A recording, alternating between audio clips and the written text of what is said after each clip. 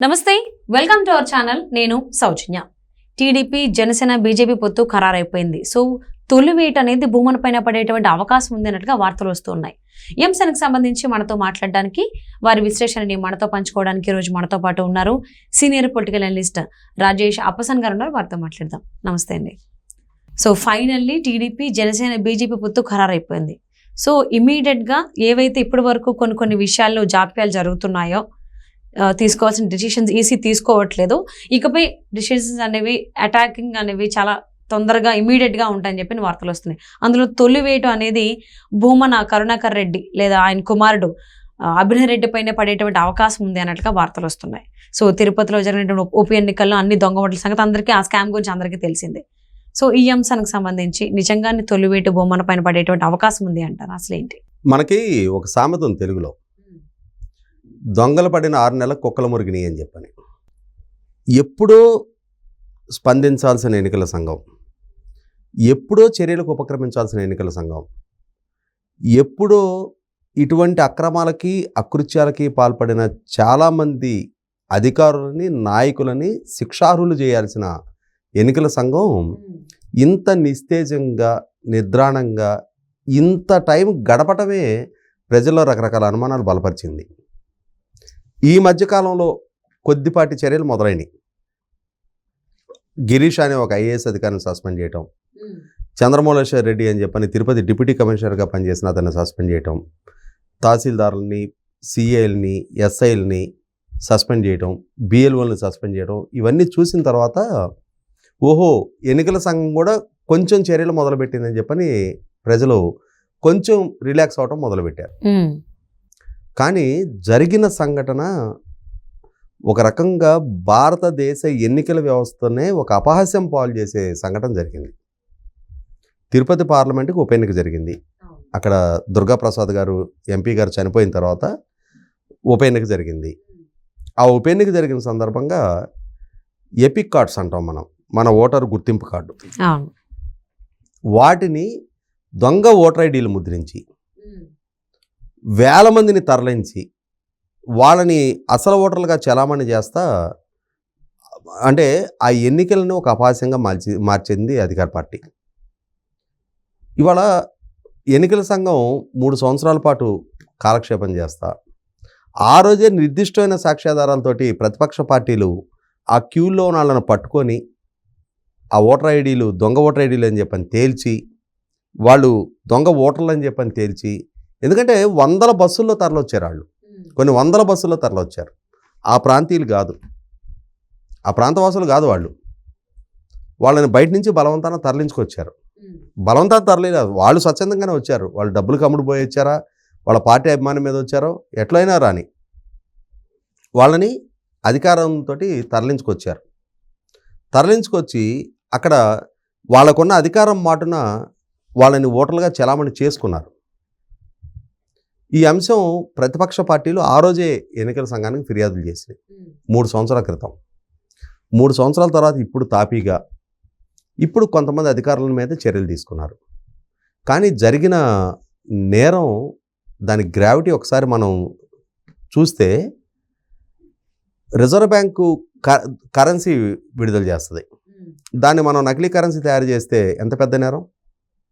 అవును, రాజ్యాంగబద్ధ సంస్థ ఎన్నికల సంఘం తను పౌరులకు ఇచ్చే గుర్తింపు కార్డుని నకిలీ గుర్తింపు కార్డు తయారు చేయడం అంతకంటే చిన్న నేరం ఎట్లా అవుద్ది? అట్లాంటిది ఒక ఐఏఎస్ అధికారి, అతను తిరుపతి ఈఆర్ఓగా ఉన్నాడు, అతని లాగిన్ ఐడిని అక్కడ డిప్యూటీ మున్సిపల్ కమిషనర్గా ఉన్న Chandramouleshwar Reddy ERO login ID ERO కాని వ్యక్తి అతను మిస్యూజ్ చేశాడు. అంటే ఈఆర్ఓ ఐఏఎస్ అధికారి, ఈ అతని కింద పనిచేసే అధికారి అతనే ఈఆర్ఓగా చలామణి అయ్యి ఆ లాగిన్ ఐడిని మిస్యూజ్ చేసి ఎవరికి డేటా షేర్ చేశాడు? ఎవరికో చేశాడుగా. ఆ చేసిన వాళ్ళు 35,000 ఓటర్ ఐడీలు డౌన్లోడ్ చేసుకున్నారుగా. చేసుకొని ఈ ఓటర్ ఐడీలు ఎపిక్ కార్డ్స్ అంటారు, వాటిని నకిలీ ముద్రించారుగా. ఆ ముద్రించిన ఓటర్ ఐడీలను బేస్ చేసుకొని నకిలీ వ్యక్తుల్ని ట్రాన్స్పోర్ట్ చేశారుగా, వాళ్ళని క్యూల్లో నుంచోబెట్టి ఓట్లు వేయించారుగా. అంటే ఇక్కడ జరిగింది ఏంటి? తప్పు మీద తప్పు. ఒకటి ఈఆర్ఓ లాగిన్ ఐడి అనర్హుడు ఈ చంద్రమౌళేశ్వర్ రెడ్డి మిస్యూజ్ చేయడం ఒక తప్పు. ఆ లాగిన్ ఐడిని మిస్యూజ్ చేసి డేటా ఎవరికి షేర్ చేశాడు? అక్కడ ఎన్నికల్లో పోటీ చేస్తుంది ఎవరు? ఇప్పుడు ఈ అధికారులు డేటా షేర్ చేశారు. ఎవరికి లబ్ధి చేకూర్చడానికి? అక్కడ పోటీ చేసిన అభ్యర్థి డాక్టర్ గురుమూర్తి. అంతిమంగా ఎన్నికల్లో నెగ్గింది అతను, అంతిమ లబ్ధిదారుడు అతను. అతని మీద ఎందుకు కేసు బుక్ చేయలే? అటువంటి ప్రహసనంతో నెగ్గిన ఎన్నికను ఎందుకు రద్దు చేయలే ఇప్పటిదాకా? సరే, ఈ డేటా షేరింగ్ ఎవరికి చేశాడు? డేటా షేర్ అయినట్టుగా వీళ్ళ సిస్టంలో రిఫ్లెక్ట్ అయింది. ఈ ఐఏఎస్ అధికారిని చంద్రమౌళేశ్వర్ రెడ్డిని సస్పెండ్ చేశారు. ఎవరికి ట్రాన్స్ఫర్ అయిందో కూడా ఉంటుందిగా. డౌన్లోడ్ చేసుకున్న వ్యక్తులు ఎవరో ఐపీ అడ్రస్లు ఉంటాయిగా, వాళ్ళ మీద ఎందుకు కేసులు పెట్టట్లా? ఇప్పుడు దీనికి అంతటికీ కీలక వ్యక్తి భూమన కరుణాకర్ రెడ్డి, తిరుపతి ఎమ్మెల్యే కొడుకు అభినయ్ రెడ్డి. ఇప్పుడు వైసీపీ పార్టీ నుంచి తిరుపతి ఎమ్మెల్యేగా అభ్యర్థిగా ప్రకటించబడిన వ్యక్తి. అతను కీలకమైన వ్యక్తి అని చెప్పని నిర్ధారణ అవుతా ఉంది. అంటే ఇప్పుడైనా సరే అతని మీద చర్యలు తీసుకుంటారా? ఏం చర్యలు తీసుకోవాలి? అయినా ఇన్ని సంవత్సరాలు ఎందుకు ఆగింది ఎలక్షన్ కమిషన్? అదే కదా మరి నేను ఇందాక దొంగల పడ్డ 6 నెలల కుక్కల మురిగిని అని చెప్పింది అది. ఏం చేయాలి అతన్ని? ఎన్నికల వ్యవస్థతోటి, ఎన్నికల సంఘంతో, ఎన్నికల సంఘం ఇస్తున్న గుర్తింపు కార్డుల్ని దొంగ ప్రింట్ చేసే సాహసానికి పాల్పడ్డారు అని అంటే ఎంత పెద్ద కేసులు పెట్టాలి వాళ్ళ మీద? అసలు ఈ దుశ్చర్యలకు పాల్పడిన అధికారులను సస్పెండ్ చేసి ఊరుకోవటం ఏంటి? వాళ్ళ మీద క్రిమినల్ చర్యలు మొదలు పెట్టాలి కదా, ప్రాసిక్యూట్ చేయాలి కదా వాళ్ళని. ఎందుకని ఆ దిశగా అడుగులేటలా? 100కి 100 పాళ్ళు ఎన్నికల సంఘం చాలా ప్రోయాక్టివ్గా వర్క్ చేయాలి. ఇవాళ వాళ్ళు చేసిన నేరాల కారణంగా భూమన కరుణాకర్ రెడ్డి బాధ్యుడిగా మారుతున్నాడు. ఇవాళ ఆ జిల్లా మంత్రి పెద్దిరెడ్డి రామచంద్రారెడ్డి, అక్కడ చెవిరెడ్డి భాస్కర్ రెడ్డి చంద్రగిరి ఎమ్మెల్యే, తిరుపతి ఎమ్మెల్యే భూమన కరుణాకర్ రెడ్డి, వీళ్ళ ప్రోద్బలం, వీళ్ళ సహకారం, వీళ్ళ ఆదేశాలు, వీళ్ళ ఆశీస్సులు లేకుండా అధికారులు ఇన్ని తప్పులు చేశారా? అల్టిమేట్గా గెయిన్ అయింది వాళ్ళ కదా, రాజకీయ నాయకులు కదా. మా పార్టీ నెగ్గింది ఆ ప్రకటించుకుంది జగన్మోహన్ రెడ్డి కదా. నేను ఎంపీగా నెగ్గానని చెప్పని ప్రమాణ స్వీకారం చేసింది డాక్టర్ గురుమూర్తి కదా.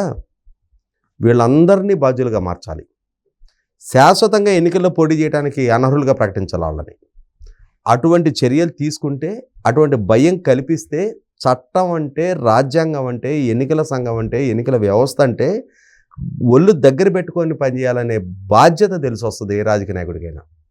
మేము ఏం చేసినా నడిచిపోద్ది. మేము బూత్ క్యాప్చరింగ్ చేస్తాం, దొంగ ఓటర్లను నమోదు చేస్తాం, అర్హులైన ఓటర్లను తొలగిస్తాం, ప్రలోభాలు పెడతాం, డబ్బు పంపిణీ చేస్తాం. ఇటువంటి ప్రయత్నాలని అడ్డుకట్ట వెయ్యాలి అనంటే కఠినతరమైన చట్టప్రయోగం జరగాలి. కాబట్టి ఇవాళ భారతీయ జనతా పార్టీతో అలయన్స్ కుదిరిన తర్వాత ఈ చర్యలు తీసుకుంటున్నారా, కుదరక ముందు తీసుకుంటున్నారా, ఇవన్నీ ఇర్రెలవెంట్. కనీసం ఎప్పుడైనా సరే తప్పు చేసిన వాళ్ళని శిక్ష పట్టడానికి సహకరిస్తే ఆ దిశగా భారతీయ జనతా పార్టీ కనుక ఎలక్షన్ కమిషన్ మీద ఒత్తిడి తీసుకొచ్చి వాళ్ళకున్న అధికారాన్ని అంటే వాళ్ళకున్న పరపతిని ప్రయోగించి ఎన్నికల సంఘాన్ని కనీసం చర్యల దిశగా ప్రేరేపిస్తే అందుకోసమైనా సరే ఆ పొత్తును స్వాగతిస్తారు ప్రజలు. అవును, ఎన్నిక మరొకసారి అసెంబ్లీ ఎన్నికలు, పార్లమెంట్ ఎన్నికలు ఒక నెలలో రాబోతున్నాయి. ఆ రాబోతున్న ఎన్నికలైనా సరే ఇటువంటి అంటే అకృత్యాలకు ఆస్కారం లేకుండా, ఇటువంటి వైలేషన్స్కి ఆస్కారం లేకుండా ఫ్రీ అండ్ ఫెయిర్గా జరగటానికి అంటే నాయకులకి ఒళ్ళు దగ్గర పెట్టుకుని పనిచేస్తారు.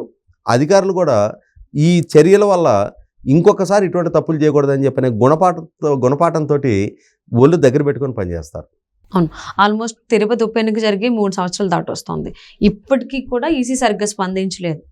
ఫైనల్లీ టీడీపీ, జనసేన, బీజేపీ పొత్తు కుదిరిపోయింది కాబట్టి ఎలక్షన్ కమిషన్ అనేది కేంద్ర ప్రభుత్వం హయాంలోనే వాళ్ళు చెప్పినట్టే వింటుంది అని అంటారు. కాబట్టి అట్లీస్ట్ ఇప్పటికైనా ఇప్పుడు యాక్చువల్గా అయితే ఏంటంటే ఎలక్షన్ కమిషన్ ఇండిపెండెంట్ ఏజెన్సీ, రాజ్యాంగబద్ధ సంస్థ, కేంద్ర ప్రభుత్వ ఆదేశాల కింద పనిచేయదు. కానీ ఇవాళ ఏమైపోయిందంటే సెంట్రల్ అధికారంలో ఎవరుంటే వాళ్ళ మాట చలామణి అవుతుంది. అవును, సో ఆ మాటల మీదే నేను అంటున్నా. సో ఇప్పటికైనా సో బీజేపీ, టీడీపీ, జనసేన వాళ్ళతో కలిశారు కాబట్టి తిరుపతి ఉప ఎన్నికకు సంబంధించి ఎవరైతే కారకులు ఉన్నారో వాళ్ళందరినీ శిక్షార్హులుగా ప్రకటిస్తారు, శిక్ష పడేలా చేస్తారని చెప్పి ఆశిద్దామండి. And thank you so much for spending your valuable time with us, Rajesh గారు.